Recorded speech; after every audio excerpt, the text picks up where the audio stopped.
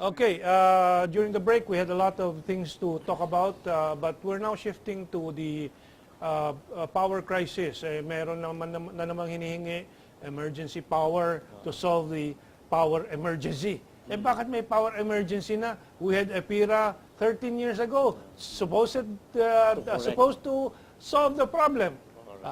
I will say, talagang niloloko tayo. This is not a joke.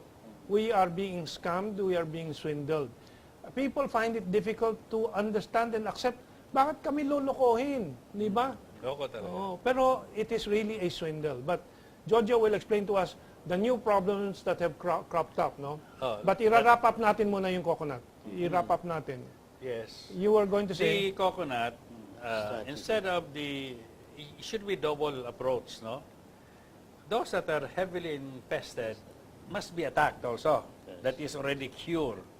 But in areas like Lanao del Norte, where it's only beginning to appear, you should hit it also, because by the time you are done here, then you have another emergency situation. Can we make a concrete action on this Lanao? It has to be done. Can you arrange that Jojo and Arangcon meet? So action agad tayo. Well, that's a correct suggestion. What Jojo is saying is the strategy of how to. Of course, these people have a strategy. Except that the first time that they did it, they were very unsuccessful. Yes. This was Using which one? Nicotinoid or what? No, not only nicotinoid. It's combination.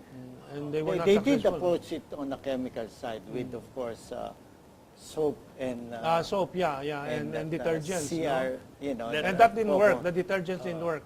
After a while, they came back again. Okay. So on this approach, it's a strategy, really. It seems to be a pattern that the government is not very good in strategic solutions. Epira was a solution, but then it resulted to we'll now go to Epira. Now, be careful with the coconut industry, because sana yung strategy natin dyan ay hindi naman palpak na naman. Baka palpak na naman yan. Habang nandito ang Puro programa palpak tayo natin na nagbabantay, hindi na magiging palpak when we get the right solution. For example, yung Epira, from day one, some of us said that is not the solution. It was a dead duck in the water. So Jojo, you have discovered how many billions again that will be charged to us? July of 2014, the Supreme Court came out with a decision. Because if you remember, after Epira, when the government wanted to sell all the assets of the government, the buyer said, may problema tayo dyan, ang daming tao, ang daming mga empleyado. Personnel, Kailangan muna, they must be removed. Then we will buy it because ganito. Okay. So, what the government did is, terminated everybody, paid them all separation package, everything in the billions of pesos, whatever it was, and rehired them. Okay, so they were rehired. Employees. Okay. But soon after, I think they were rehired, they started terminating again. So I want to be clear about the case, no? But this association of drivers, and 3,000 of them of NPC, the case number, GR number 156208, NPC Drivers and Mechanics, Association et al. Versus Napocor, filed a case against Napocor for illegal termination. Okay. So in 2006, the Supreme Court came out with a decision that Napocor must pay these drivers and these mechanics 4 billion pesos. Then it was appealed to the Supreme Court, and in July 28, 2014, the Supreme Court final decision, including interest, the payable Napocor to these 3,000 employees is 6,244,000,000 316,814 pesos. Okay. We're happy for these people that They won the case. they won the case, but we are sad also because this is going to be charged to the consumers. Okay? It will become part of the standard cost, an additional 6 billion.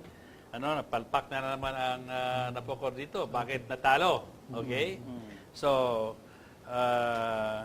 the sheriff now is going around and he has this is the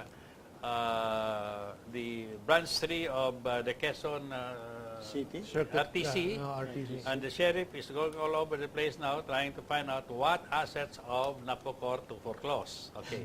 Sabi naman nila, I talked with some people who are one about this. Well, anyway, that will be paid by the Balamplaya funds. Okay, kasi we had naman 130 billion doon, ibabayad naman. But I want to be very, we should be very careful about these decisions. Because in the past, whenever a case is filed against Napocor, walang panalo ang Napocor, palaging natatalo. Okay. And there are instances where they lose because of a technicality. Okay? I hope that if this decision is reviewed, there is nothing that may technicality. Kasi, like for example, if a lawyer is late in answering, wala na. Talo na. Well, one of the problems, the reason for this, one of the causes of these losses of Napocor is that many of the government lawyers, for example, Hardelesa, deliberately did not attend the hearings of the Napocor Meralco settlement case. Yes. And the public lost, and so the public will now pay the obligation of Meralco to Napocor of 20 billion pesos or so. It is a pattern. Yeah. It is a pattern. Now, you have to understand why Hardelesa was appointed. Hardelesa used to be a lawyer of the private sector, corporations.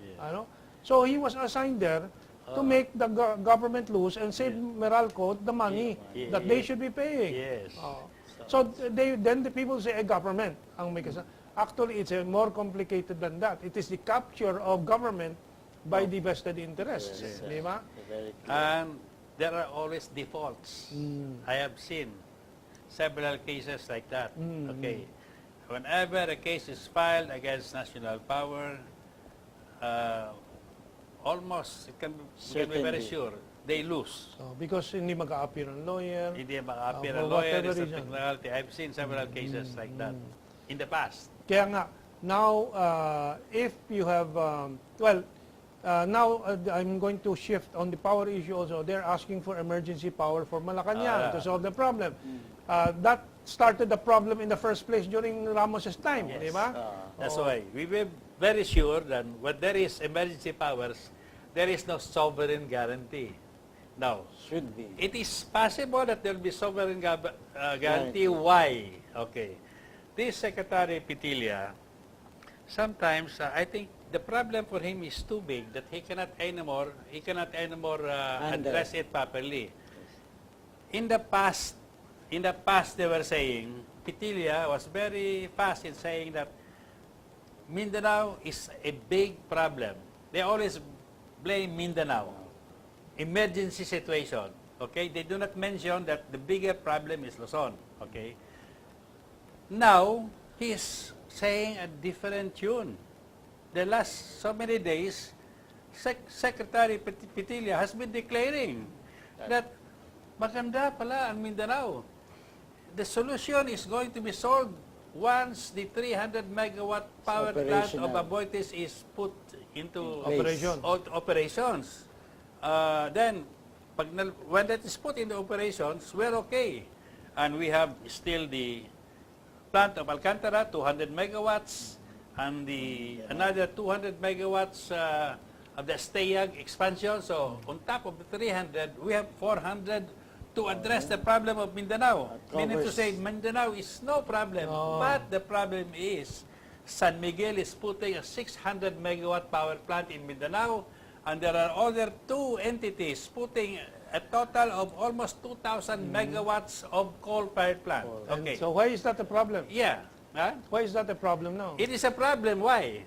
Now, Luzon needs about that much and they want to declare emergency powers. Okay? In Luzon, no? Sabi ko, bakit sa Mindanao walang emergency powers? Eh, nakalagay ng So maraming much power megawatts. plant, Okay. So, if you declare emergency powers, you also include this.